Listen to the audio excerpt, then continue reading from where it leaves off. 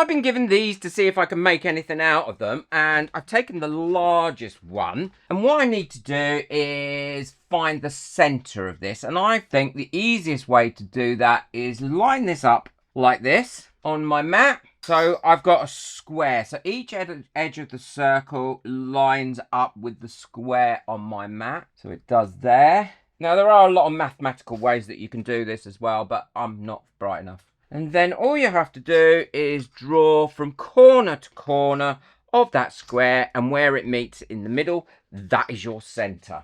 So I can go across there like that, to that one, that point there, so they're lined up, put a mark there, that way. Don't move your board, because you don't want to do that. Line that up there like that. That there should be the center of my board. So now what I'm going to do is just get a drill and drill a small hole through that. And then you'll see what I'm going to make. So now I've got the center, all I need to do is work out how to divide this into 12. So I've got my protractor on my center line and that in the center. And then because this is 30 centimeters across, that's a really easy figure to work out. I need to work out every 30 degrees on here. So 30, 60, 90, 120, 50, and then the other ones will be here, like that. And then do the same on here, on the other side. I've got 30, and just go around and do exactly the same, and then just join up your lines. Anyone guess what I'm making yet? I bet you have already. And then all I need to do is go across here and join up the corresponding lines like that. And now, because the pencil doesn't show very well, I don't want to go over it with a marker at this stage because I don't want that marker to show through. But you can see now I've got that divided into 12 equal sections. 12, 1, 2, 3, 4, 5, 6, 7, 8, 9, 10, 11. And I'm just going around my edges now. So I've got a mark on the edge as well. And the next thing I need to do is cover this. And I'm going to cover it in this napkin. And the reason I'm doing it in this napkin is I'm currently making something for my mum, and you'll see that in a different project. And she chose this pattern as a decoupage on the top of it. But I thought, well, I could make this for her, and I'm making a clock, obviously. And then that would tie in with the other thing that she's got. So all I need now do is get the other plies off of this, which I always find difficult. And this is 3 plies, so I'm going to take 2 of those off. And then once I've done that, I'll show you what I'm going to do next. So I've finally got my edge started, and now all I'm going to do is peel this back gently so I don't go and rip it. I mean, if I do rip it, it's not the end of the day. I've got loads of these napkins. I think I got these from a garden centre.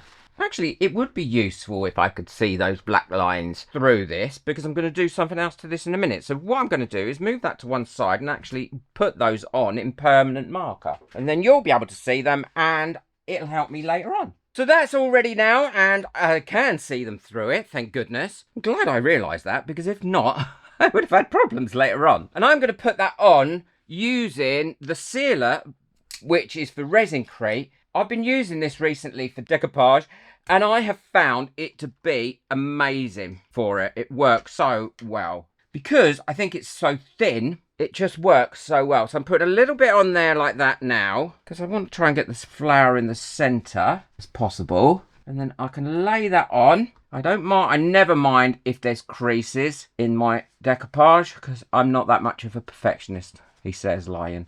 And now all I'm going to do is brush this on, and it'll seal it, and it'll help give it a gloss finish if I want one. Because it goes through this stuff so well, I definitely recommend trying it out if you've got some.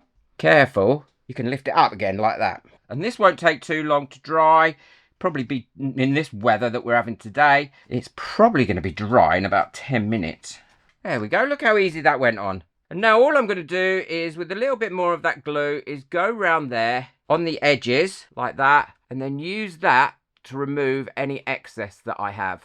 And that will also cover those edges. And then all my edges are covered, and so is the top. Okay, now that's done. I've drawn a circle in the middle, because what I'm going to be doing is adding some of this stick-on lead to this. And I want to have a circle going round here as well. So if you stick that on, now this is nice and dry, I can work this around here like that, and just put it back, put it on like that.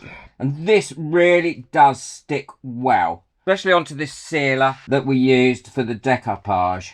And then all I'm doing is slightly overlapping that to start with, and then I can cut that off, and then I've got a nice join. And that stick-on lead comes with this, which is like a fid, and then you just use this to go over it and make sure it's all adhered really well and of a nice shape. So now I've gone round the outside and also the middle. I'm putting the centerpieces in, and these are really easy to put in. All I need to do is go across my line like that, getting a little bit of overlap on both sides, like that. And then using this tool that comes with it, flattening that down over both the circle inside and the circle outside. Turn that over like that, so it's holding onto that board. And this lead will also help make that rigid. And then all I need to do is cut along my lines like this on that lead. And a craft knife will cut this lead quite easily. And then once that bit's out,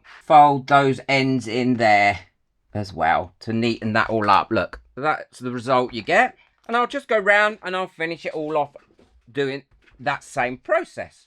Well, we're at the finishing stretches now, and this hasn't taken long to make at all. What I've got here is my numbers, and all I did was cut these off on my Cricut.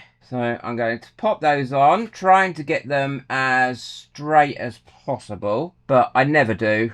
I don't mind. So starting with the 12, and then going round to the 1. So 12, 1, 2, 3, 4, 5, 6, 7, 8, 9, 10, 11. So I'm going to pop these numbers on, and then I'll show you how I'm going to finish it off completely. So the numbers are on now, and I've actually got them on quite level. And Mum really likes butterflies, so I thought I'd put some of these butterflies on that a member of my other channel sent me, Joe. Thank you, Joe. And I thought I'd put these on around the numbers like this. Quite sparkly. And I think they give a really nice effect, look. I make quite a lot of clocks, so I've got quite a lot of hands and pieces to choose from. So I've got my mechanism here. All I need to do is put that through there like that. A little washer on there. And then put the nut on so that that is hanging. And it has a thing on the back there to hang on to anyway.